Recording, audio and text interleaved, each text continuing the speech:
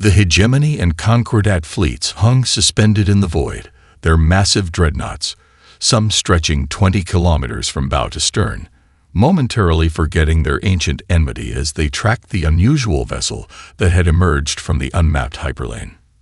Fleet Commander Vrexkaw of the Hegemony signaled across secure channels to his counterpart, something unprecedented in 3 centuries of warfare. Concordat vessel Righteous Fury, are you tracking this anomaly? Affirmative. Hegemony Command, came the reluctant reply. Unknown configuration. No match in our databases. We're running cultural signature analysis now. Captain Jason Reeves stood on the bridge of the UNSC Dauntless, his weathered face illuminated by holographic displays, showing the massive alien armadas surrounding his comparatively tiny vessel. At 48, Reeves had the confident bearing of someone accustomed to command, though officially this was humanity's first diplomatic mission to the stars. They've ceased firing on each other, noted Lieutenant Commander Samantha Wilson, her fingers dancing across the tactical display. 76 capital ships, over 300 support vessels, all weapons systems hot but currently focused on us. Reeves nodded, adjusting the collar of his navy blue uniform. Just as expected. Nothing unites potential enemies like a new unknown.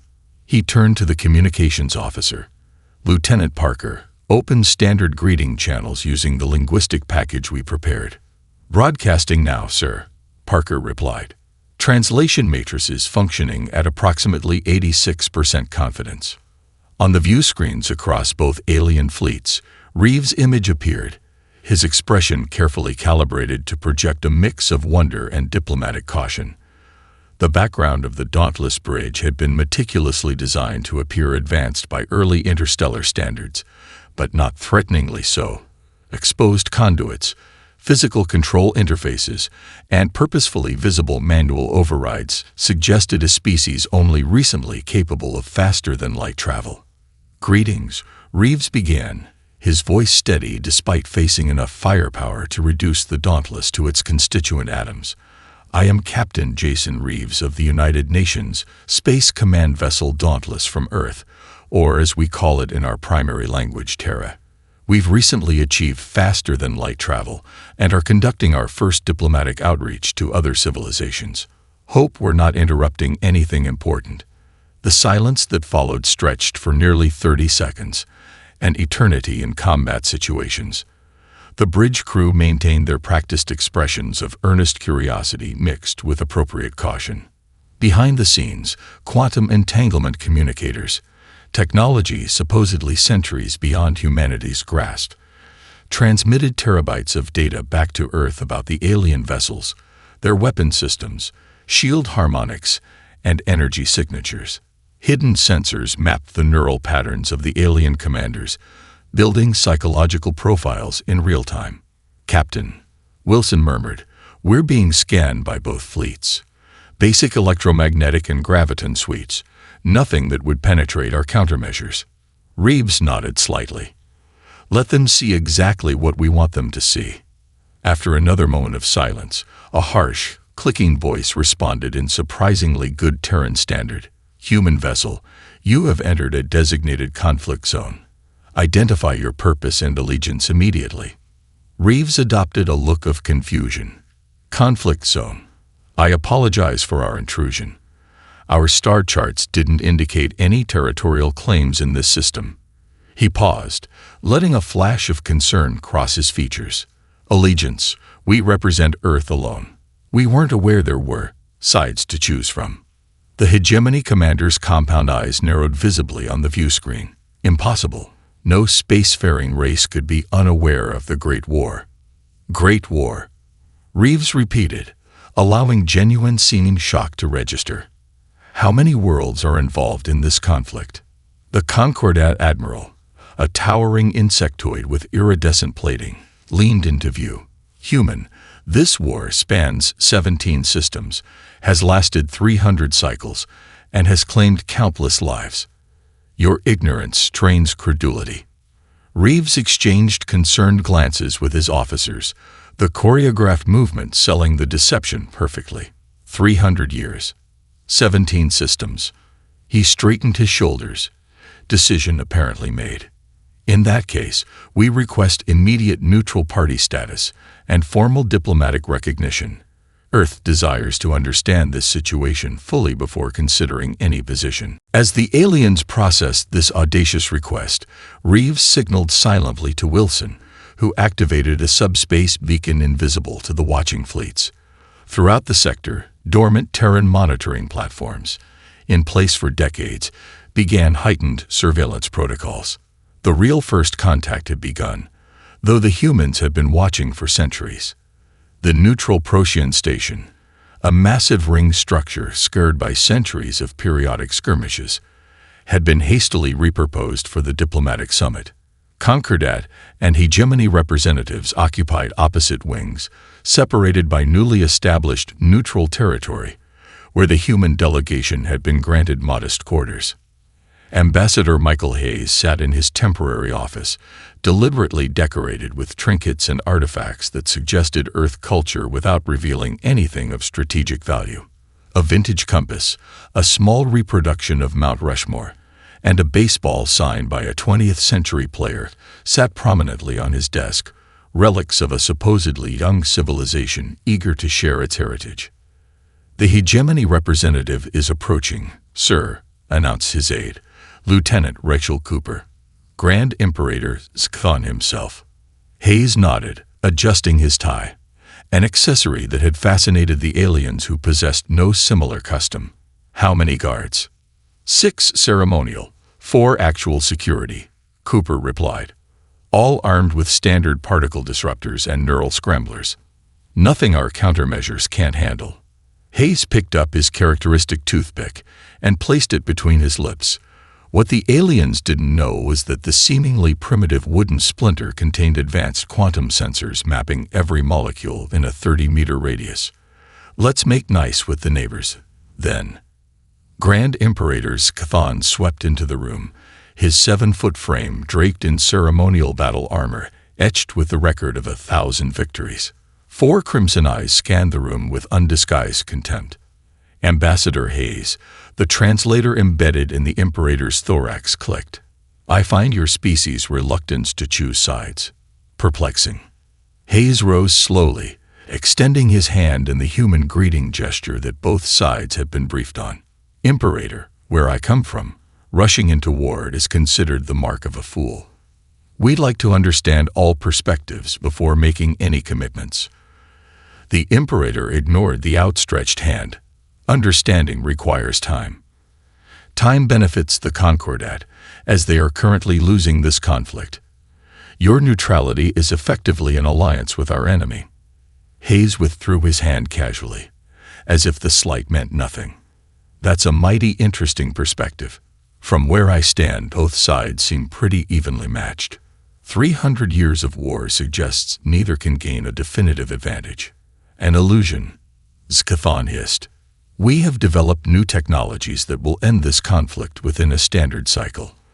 Aligning with the hegemony now would place Terra in a favorable position when victory is achieved." Hayes leaned back, twirling the toothpick thoughtfully. "New technologies, you say?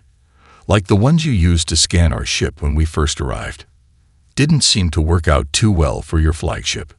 The Imperator's outer membrane flushed dark purple, a sign of embarrassment among his species, a regrettable technical malfunction, unrelated to your vessel. "Of course," Hayes nodded, suppressing a smile. "Technical difficulties happen to the best of us. Why, Earth's first satellite network crashed because we forgot to carry a 1 in the orbital calculations. Embarrassing stuff." The deliberate reference to such primitive computational errors had the desired effect.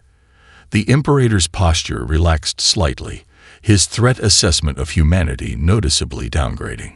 Perhaps a demonstration of hegemony technology would help Terra understand the inevitable outcome of this conflict, Scathon suggested. "We could arrange a tour of our newest dreadnought, the Inevitable Dominance." "Well now, that's mighty generous," Hayes drawled, appearing impressed while the quantum sensors in his toothpick mapped the Imperator's neural patterns. "I'm sure our technical folks would be fascinated. We've only just figured out how to manipulate basic gravitational fields for propulsion." The Imperator's mandibles clicked in what passed for satisfaction. Gravitational manipulation. How quaint. The hegemony mastered such elementary physics 8 centuries ago. 800 years. My goodness, Hayes whistled, looking appropriately awed. Your civilization must have so much to teach us. As the conversation continued, Lieutenant Cooper discreetly activated a subdermal communicator invisible to the hegemony's scanning technology. The message transmitted directly to Admiral Montgomery's flagship, currently hidden 16 light-years away. Hegemony taking the bait. Concordat meeting scheduled for 1400 hours. Both sides competing to impress the primitives. Hayes maintained his folksy demeanor throughout the meeting, carefully dropping references to Earth's supposedly limited technological capabilities while extracting valuable intelligence about hegemony fleet movements, command structures, and most importantly, the mysterious new weapon they believed would end the war. Lieutenant Amanda Rodriguez maintained her look of wide-eyed fascination as Admiral Xeri of the Concordat guided her through the weapons control center of the dreadnought Righteous Fury. Her dark hair was pulled back in a regulation bun, and she wore a deliberately simplistic uniform that suggested function over form, exactly what one would expect from a species that had only recently ventured beyond their home system. This is our primary targeting array, Xeri explained, his bioluminescent skin pulsing with barely concealed pride. It can track up to 8,000 individual targets simultaneously and calculate firing solutions accurate to within 3 molecules at a distance of 2 light seconds. Wow, Rodriguez breathed, making a show of scribbling notes on her outdated electronic pad. That's really something. Our best targeting computers can only handle maybe 50 targets at once, and that's on a good day. The Admiral flared his gill membranes in what Rodriguez recognized as smug satisfaction. Perhaps in another century or two, your species will develop comparable technology. Maybe sooner if we study hard, Rodriguez replied with an earnest smile that masked her thoughts perfectly. In reality, Lieutenant Rodriguez was one of Earth's foremost experts in quantum entanglement weapon systems. The primitive pad she carried contained technology that could have disabled the entire dreadnought with a single command. As Xeri turned to direct her attention to another console, Rodriguez deliberately stumbled, bumping into a nearby control panel. A small disc no larger than a fingernail, disguised to look like a button from her uniform, adhered to the underside of the panel. "I'm so sorry," she exclaimed, appearing mortified. "I'm still getting used to artificial gravity environments. On our ships, we mainly use centrifugal force for gravity simulation." The Admiral's assistant, Commander Vrelex, chittered with amusement. "Centrifugal gravity? How incredibly primitive. No wonder you seem disoriented. The Concordat abandoned such crude methods 12 generations ago." "Really? 12 generations?" Rodriguez asked, counting on her fingers as if struggling with conversion. Wow, that's a long time. Our first space station only used centrifugal gravity about 80 years ago. As she spoke, the microscopic disk she planted was already mapping the dreadnought's entire command network, identifying vulnerabilities, and uploading the data through quantum channels undetectable to Concordat sensors. Across the fleet, similar scenes unfolded. Lieutenant James Parker accidentally spilled a nutrient drink on a propulsion control panel aboard the Concordat carrier Inevitable Dawn, using the cleanup to place a surveillance device. Ensign William Thompson expressed childlike amazement at weapons systems that Earth had deemed obsolete 4 centuries earlier, all while gathering crucial intelligence. The most significant intelligence coup came when Dr. Catherine Morgan, posing as a junior medical officer, was permitted to observe Concordat battlefield medicine. Her seemingly inept questions about treating radiation poisoning led a senior physician to reveal details about the hegemony's newest weapon, a radiation cascade bomb with a destructive radius of 3 light minutes. "Our current defensive measures are insufficient," the physician explained, unaware that Morgan was mentally recording every word. "If the hegemony deploys these weapons at scale, Even our most advanced radiation shields will fail." "That sounds terrible," Morgan replied, her expression appropriately horrified, while her augmented brain cataloged the weapon's precise specifications. "Earth has only just begun to understand basic radiation shielding. We're still using lead plates in some applications." The physician's upper limbs vibrated in what passed for sympathetic laughter. "Lead? You might as well use parchment against a solar flare." Meanwhile, Commander Jessica Williams had been assigned to the Concordat flagship on an educational exchange. Her tour guide, a mid-level tactical officer named Frex, had been ordered to show her only the most basic, obsolete systems. "What does this do?" Williams asked for the 47th time, pointing at a flashing display with the enthusiasm of a child at an amusement park. "That monitors quantum fluctuations in the shield harmonics," Vrex replied, his patience visibly thinning. "It's far beyond your species' comprehension." "Oh, like a frequency meter," Williams suggested, deliberately misunderstanding. "We use those for radio broadcasts." Vrex didn't bother correcting her, failing to realize that Williams had already identified a critical flaw in the Concordat's shield modulation algorithms, a vulnerability that the human fleet could exploit to disable any vessel in seconds if necessary. The emergency session chamber fell silent as Ambassador Hayes' holographic display revealed the true extent of human deployment throughout the war zone. The three-dimensional tactical map showed Terran vessels positioned at every strategic point in both hegemony and Concordat space. Hundreds of ships that neither faction had detected despite their supposedly advanced sensor networks. "Impossible," whispered the hegemony first speaker, his exoskeleton clicking in agitation. "Our detection grids are the most sophisticated in known space. No vessel could penetrate them unnoticed." Hayes smiled thinly. "Your detection technology operates primarily on gravimetric distortion and quantum wake analysis. We solved those visibility issues roughly 6 centuries ago." The Concordat Supreme Commander lurched forward, her tendrils flaring in rage. "This is a deception, an elaborate hoax to force a ceasefire." Fleet Admiral Elijah Montgomery stepped forward, his black uniform absorbing light in ways that seemed to defy the laws of physics. At 62, Montgomery carried himself with the quiet confidence of someone accustomed to wielding tremendous power with restraint. "I assure you, Commander, these vessels are quite real," Montgomery stated, his voice calm but resonant with authority. "Allow me to demonstrate." He tapped a command into his wrist unit. Across the chamber, the personal communication devices carried by every military officer present simultaneously activated, displaying live feeds from their own command centers. Each feed showed bridge crews reacting in panic as undetected Terran warships suddenly appeared alongside their vessels, having deactivated some form of advanced cloaking technology. "Currently, 712 human vessels are positioned throughout your combined territories," Montgomery continued. "Had our intentions been hostile, neither of your civilizations would exist at this moment." The Hegemony War Minister, a massive arthropoid wearing ceremonial battle armor, rose to his full height. "You dare threaten the eternal hegemony? We have faced extinction before and survived.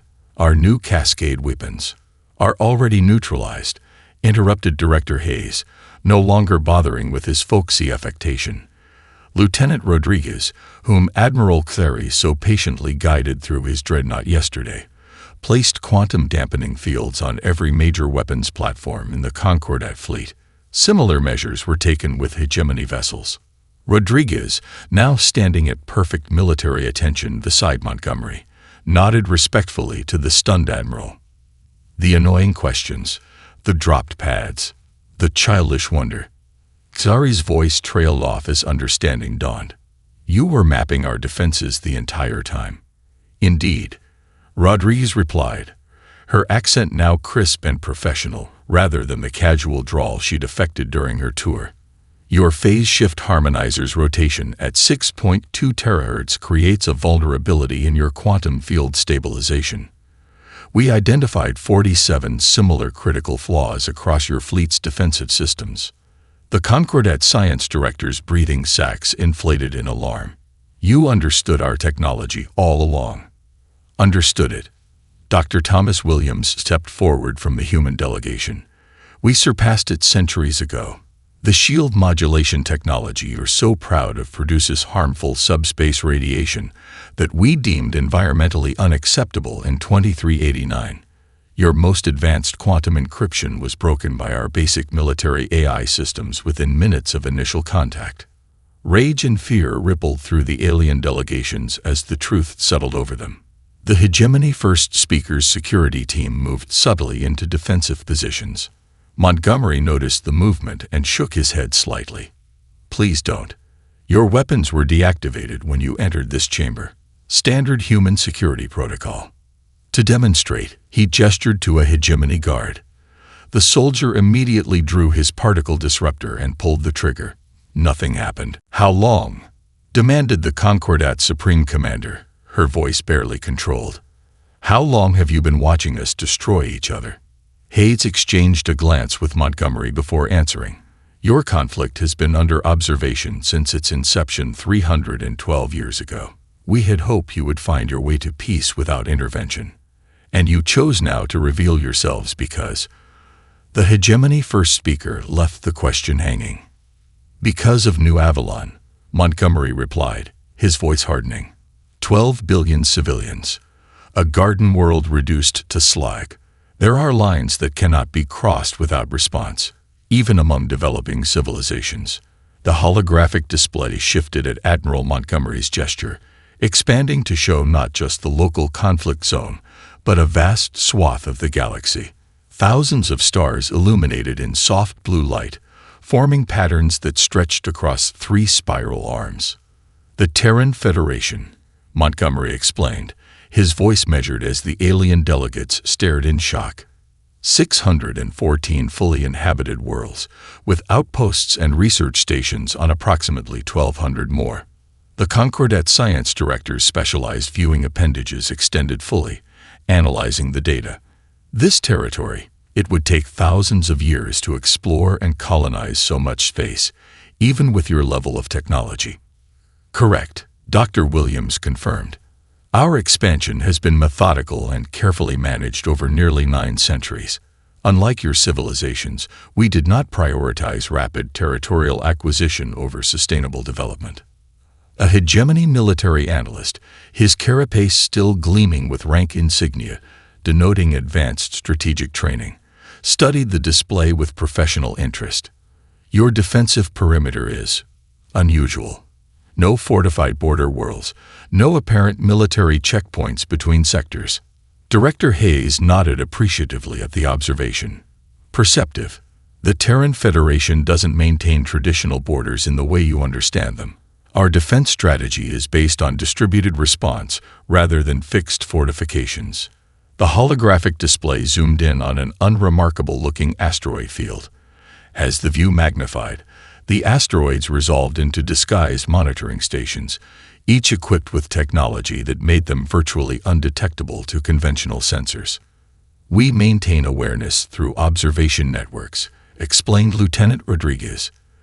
The first such network was deployed in your territories approximately 270 years ago. After the Battle of Cygnus Prime demonstrated that neither side would seek peaceful resolution without intervention. The Concordat Supreme Commander's breathing sacs inflated in outrage. You've been spying on sovereign territories for centuries. This violates every principle of interstellar law. Admiral Montgomery raised an eyebrow. Interstellar law as defined by the Galactic Concordat of 2412. The agreement your ancestors signed with the Procyon Alliance before systematically exterminating them when they discovered valuable resources in the Procyon home system. The chamber fell silent as the human revealed knowledge of atrocities most believed had been purged from historical records. We have observed everything, Montgomery continued quietly. The Hegemony's biological weapons tests on the inhabitants of Rigel IV. The Concordat's enslavement of the pre-spaceflight civilization on Vega II. The mutual decision to destroy the peaceful Den of Mediation embassy when they came too close to brokering peace 70 years ago. Ambassador Hayes stepped forward. Humanity's path to the stars was not without missteps and atrocities of our own. We nearly destroyed ourselves 3 times before learning that technological advancement without ethical development leads only to more efficient destruction.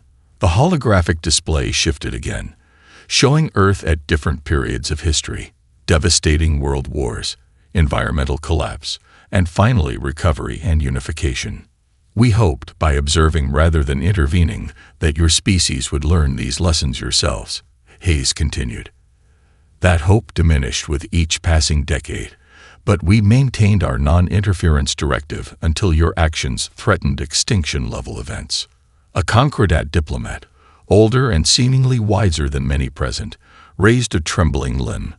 If you possess such power and have observed our conflict for centuries, why reveal yourselves now?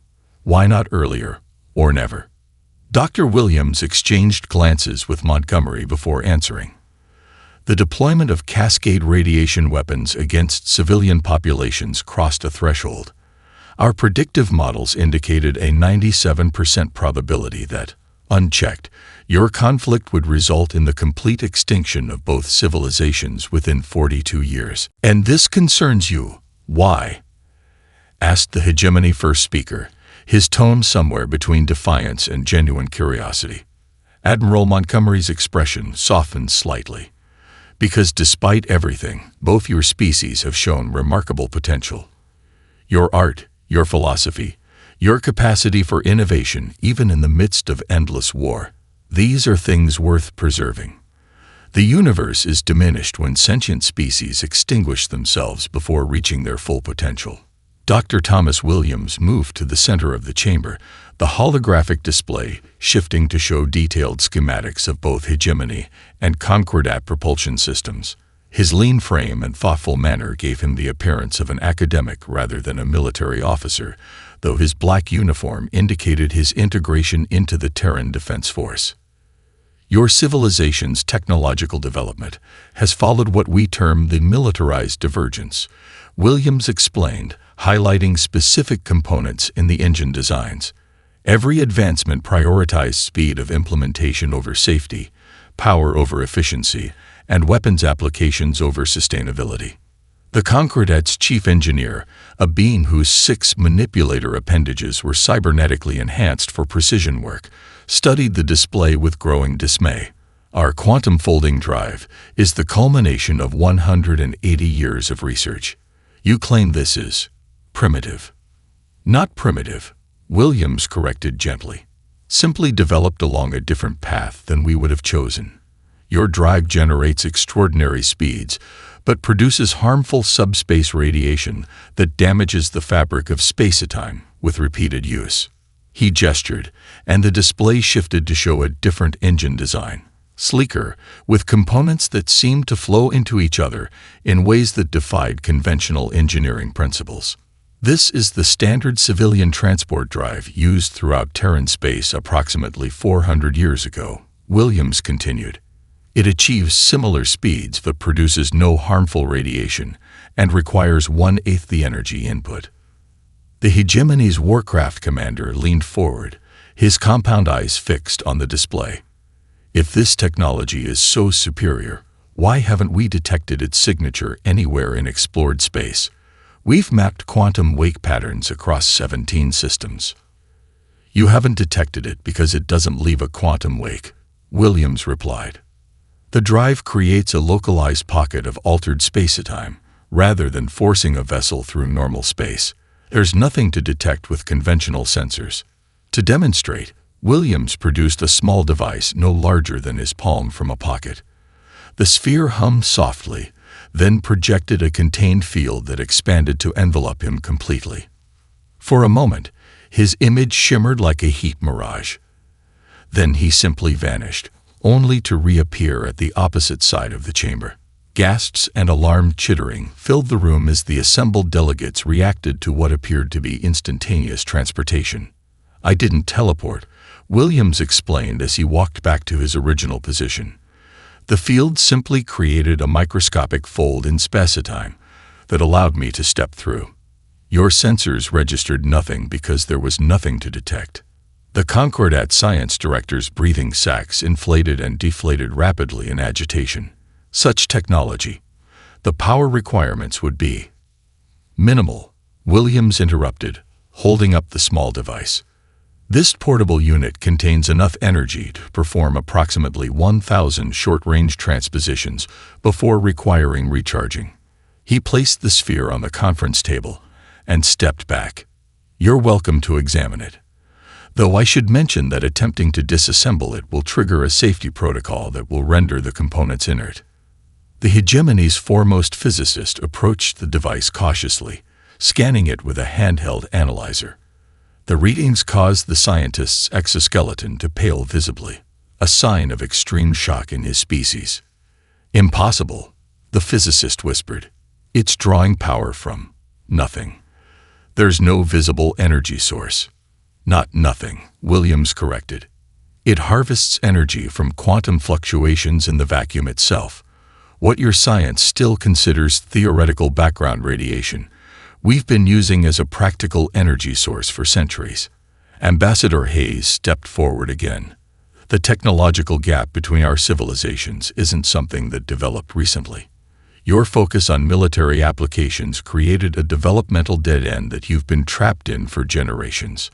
He gestured toward Lieutenant Rodriguez, who produced a standard-issue Terran communications device. This basic field communicator issued to every citizen in Terran space contains more computing power than the combined tactical systems of your largest dreadnoughts. Not because we're inherently more intelligent, but because we chose a different path of development. The Hegemony Battle Group Unyielding Resolution dropped out of hyperspace near the human diplomatic vessel Dauntless, weapons hot and shields at maximum.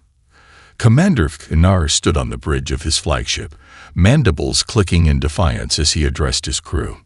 We will not bow to these newcomers, regardless of their claimed technological superiority, he declared. The eternal hegemony has faced extinction 12 times in our history. We have survived by strength, not submission. His tactical officer's appendages danced across the control surfaces. Targeting solution acquired, Commander. All vessels report weapons locked on the human ship. Commander Knar raised his command claw. Fire. Nothing happened. Fire. He repeated, his voice rising. All batteries, fire. The weapons officer frantically manipulated controls that no longer responded. Sir, weapon systems are offline. Power is being diverted away from weapons and shields through unknown means. Before the commander could respond, the bridge view screen activated without command, showing Admiral Montgomery seated calmly in what appeared to be a modest office rather than a command center. A cup of steaming liquid sat on the desk before him. Commander Knar, Montgomery acknowledged with a slight nod. I understand your reluctance to accept the new reality. Your service record shows exceptional courage and loyalty to the hegemony. How dare you access restricted personnel files? Knar bristled. Return control of my vessels immediately or face the consequences. Montgomery took a sip from his cup. There are no consequences you can deliver, Commander. Your ships have been compromised since Lieutenant Parker's tour of your engine room 3 days ago. The nutrient drink he spilled. It contained self-replicating nanites that integrated with your ship's control systems. As if to demonstrate, the lights on the Hegemony Bridge dimmed momentarily, then returned to normal.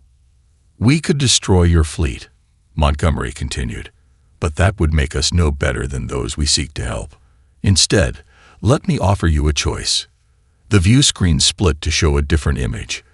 A hegemony colony world devastated by Concordat weapons years earlier. Before the stunned crew's eyes, massive vessels of unfamiliar design moved into position above the ruined planet. From them descended swarms of machines that began reconstructing buildings, purifying water systems, and regenerating the poisoned soil. This is happening right now on Hegemony Colony Delta 9, Montgomery explained. Similar operations are underway on 6 Concordat worlds. We're not here to conquer, Commander. We're here to heal. Across the sector, similar scenes played out. A Concordat special operations team infiltrated what they believed was a vulnerable human communications relay. When they breached the final security door, they found themselves standing not in a control room, but in the middle of their own headquarters. Each operative now wore a small badge that projected a holographic message. Nice try. Let's talk instead. On New Avalon, where only a molten hellscape had existed days earlier, the most dramatic demonstration of human capability unfolded. Massive Terran vessels positioned themselves in a geosynchronous formation above the destroyed world. From them extended what appeared to be energy beams, but unlike any weapon the warring factions had developed. Where the beams touched the molten surface, matter began to cool and stabilize. New landmasses formed as if emerging from primordial chaos. The atmosphere, burned away by the planet-killer weapon, began to regenerate through processes that defied conventional understanding.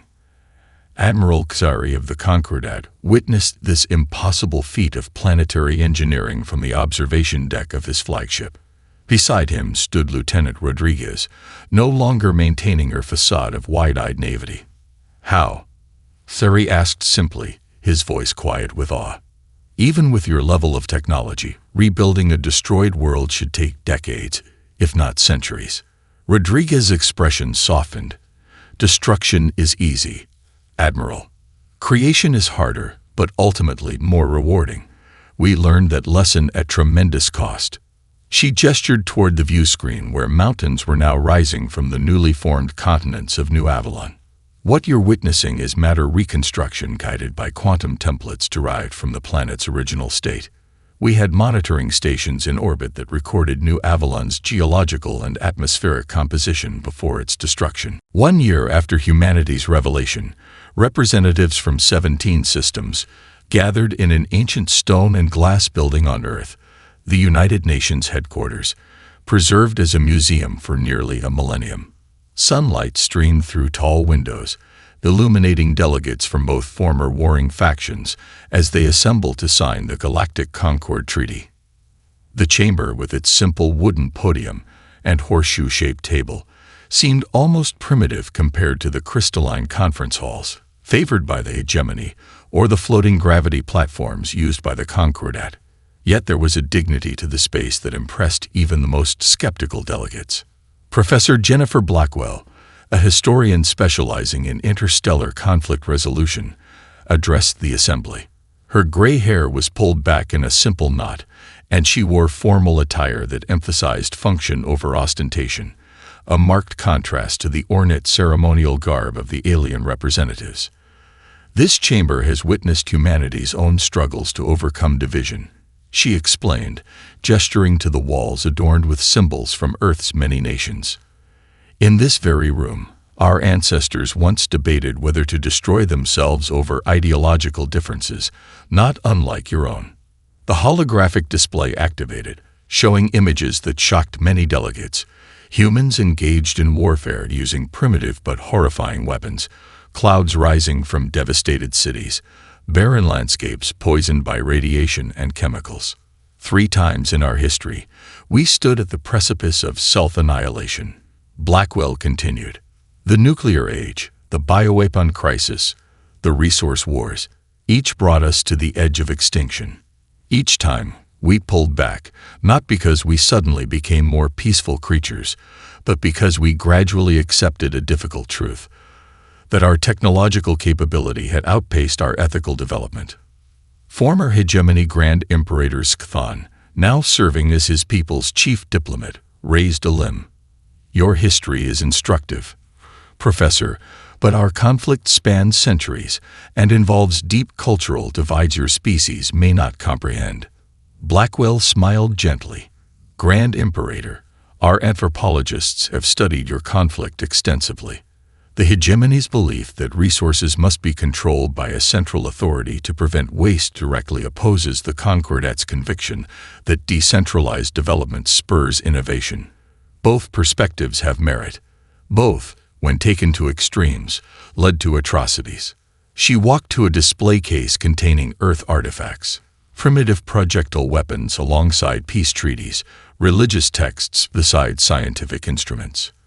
Humanity's greatest strength isn't our technology, impressive though it may be.